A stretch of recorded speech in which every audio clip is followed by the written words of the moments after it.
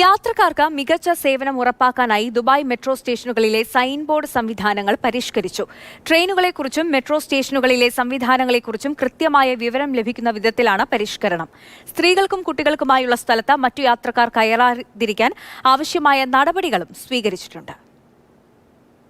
Dubai മെട്രോയിലെ red, green ലൈനുകളിലെല്ലാം sign board സംവിധാനം പൂർണ്ണമായും പരിഷ്കരിച്ചു. മെട്രോ സ്റ്റേഷനുകളിലും ട്രെയിനുകൾക്കുള്ളിലും ഇത്തരത്തിലുള്ള പരിഷ്കരണം പൂർത്തിയാക്കി. സ്റ്റേഷനുകളിലേക്ക് കയറുകയും ഇറങ്ങുകയും ചെയ്യുന്ന സ്ഥലങ്ങൾ വേഗത്തിൽ മനസ്സിലാക്കാവുന്ന വിധത്തിൽ സിഗ്നൽ സംവിധാനത്തിൽ നിറം മാറ്റമുണ്ട്. ഏതാണ്ട് 9,000 സൈനുകളാണ് ഇത്തരത്തിൽ സ്ഥാപിച്ചത്. ട്രെയിനുകൾ പോകുന്ന ദിശ, യാത്രക്കാർക്ക് പോകേണ്ട വഴി, കാത്തുനിൽക്കേണ്ട സ്ഥലം എന്നിവയെല്ലാം വേഗത്തിൽ മനസ്സിലാക്കാൻ കഴിയും. സ്ത്രീകൾക്കും കുട്ടികൾക്കുമുള്ള ക്യാബിൻ, ഗോൾഡ് ക്ലാസ് യാത്രക്കാർക്കുള്ള സ്ഥലം തുടങ്ങിയവ പുതിയ നിറത്തിൽ രേഖപ്പെടുത്തി.